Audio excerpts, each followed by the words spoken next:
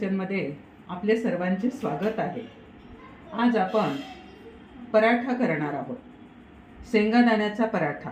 तर इथे मी शेंगादाणे घेतलेले आहेत, एक मोठी वाटी भरून शेंगादाणे घेतलेले आहेत। लाल मिरच्या 2 अशा तोडून धुवून घेतलेल्या आहेत।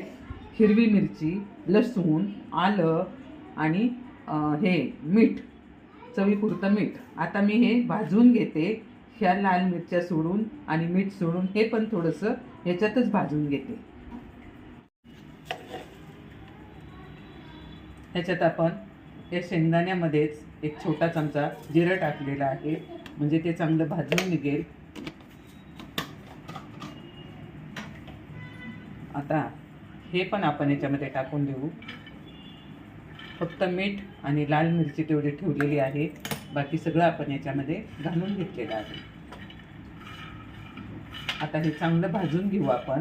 मिरच्या का टाकल्या त्याच्यामध्ये, थोडासा कच्चटपणा राहू नये म्हणून मिरच्या त्याच्यामध्ये घातल्या। झटकीपट होणारा शेंगादाणा पराठा चवीला पण फार सुंदर लागतो।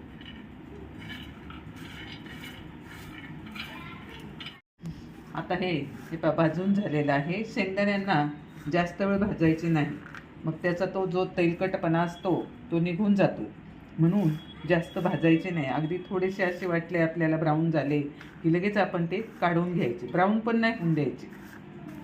मीठ, मिरची, या मिरच्या हे सगळं मी मिक्सरमध्ये बारीक करून घेणार आहे। बारीक पण कसं करणार आहे, जास्त बारीक पण नाही आणि जास्त मोठं पण नाही।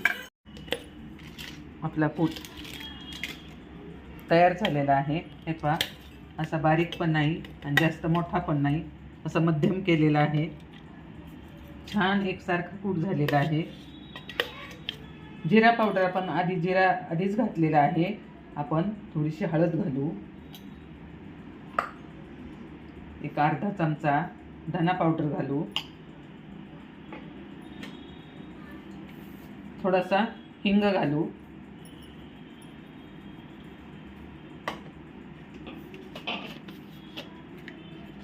चाट मसाला घालू। जास्त नाही घालायचा, थोडा एवढा घातला तरी भरपूर झाला।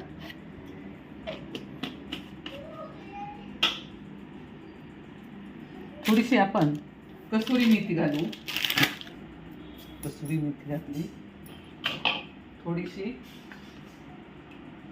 कोथिंबीर घालू,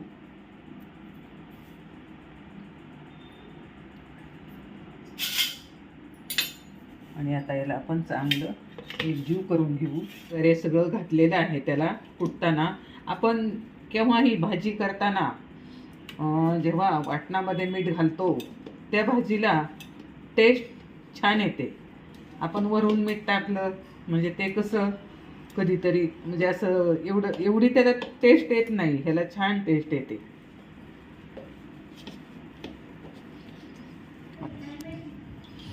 इथे कढीपत्ता आणि पुदिना बारीक चिरून घेतलेला आहे। कढीपत्ता आपला भाजीतला जो कढीपत्ता असतो तो कढीपत्ता काढून टाकायचा नाही। पोह्यात असू, भाजीत असू, उपीटमध्ये असू, तो खाऊन टाकायचा। कढीपत्ता केसांना खूप चांगला आहे। कढीपत्ता खाल्ल्यावर केस बिलकुल गळत नाहीत। तुम्ही ट्राय करून पहा। कढीपत्त्याची चटणी कायम जेवणात ठेवा। आता हे सारण आपलं तयार झालेलं आहे। इथे मी कणिक भिजून ठेवलेलं आहे, 10 मिनिटं झालेले आहेत। कणिक भिजून ठेवलेलं आहे। छानसा गोळा घेतलेला आहे, निम्मा मैदा आणि निम्मा कणिक भिजवलेलं आहे। अशी वाटी तयार करून घेतल्यानंतर आपण ह्याच्यामध्ये हे पाहिजे सारण, ह्याचा सुद्धा गोळा तयार होतोय बघा, तुम्हाला दाखवते आता। असा ह्याचा गोळा तयार होतो याचा पण। आपण हा गोळा ह्याच्यामध्ये घालू, जेवढा मोठा पाहिजे तेवढा। हे पहा, असा ह्याच्यामध्ये गोळा घातल्यानंतर हात चांगला असा पुसून घ्यायचा आणि असं दाबून हे वरती कणिक जे आहे हे कणिक असं या बोटांनी असं वरती घ्यायचं, असं वरती घ्यायचं आणि नंतर हे मिळून टाकायचं। इथं आपल्याला जर काढायचं असलं कणिक तर मग जास्त असं करून घ्यायचं। आता आपल्याला इथं कणिक काढायचं नाही, मग काय करायचं, असं सारखं इथंच दाबून घ्यायचं त्याला। हे पहा, असं दाबून घेतलं आणि आपला गोळा तयार झाला।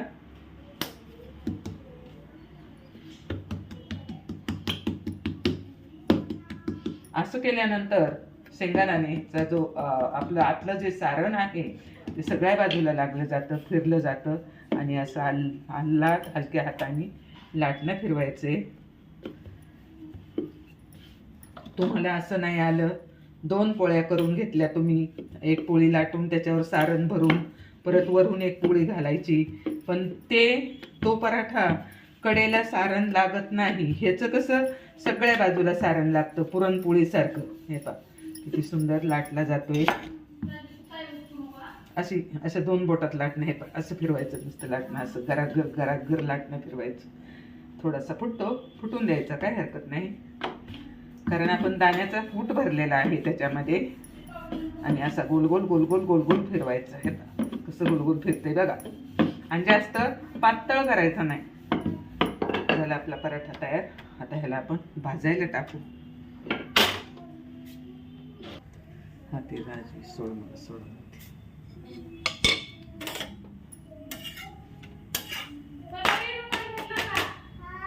त्याला चांगला आपण भाजून घेऊ आधी, आणि भाजल्यानंतर मग आपण तेल सोडू. तुम्ही तुम्हाला जे आवडत असेल, तेल आवडत असेल, तूप आवडत असेल, ते तुम्ही घेऊ शकता. आता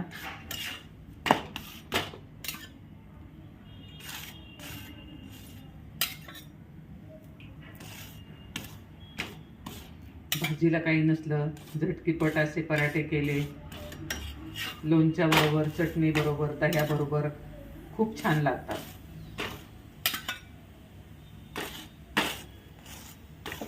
जास्त तेलकट पण नको आहे आपल्याला.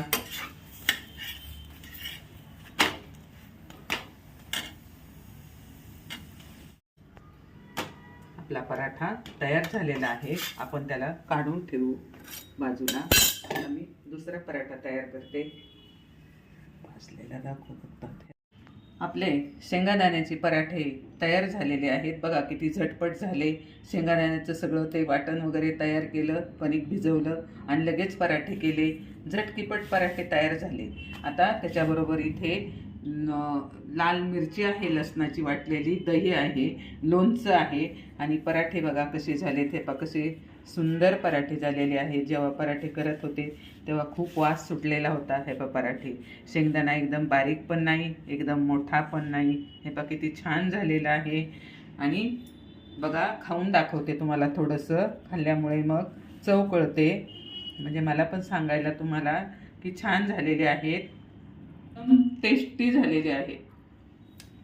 तर असे पराठे तुम्ही पण करा आणि तुम्ही पण खा. मग हा पराठ्याचा व्हिडिओ तुम्हाला कसा वाटला? तुम्हाला जर हा व्हिडिओ आवडला असेल तर ह्याला लाईक करा, सबस्क्राईब करा. धन्यवाद.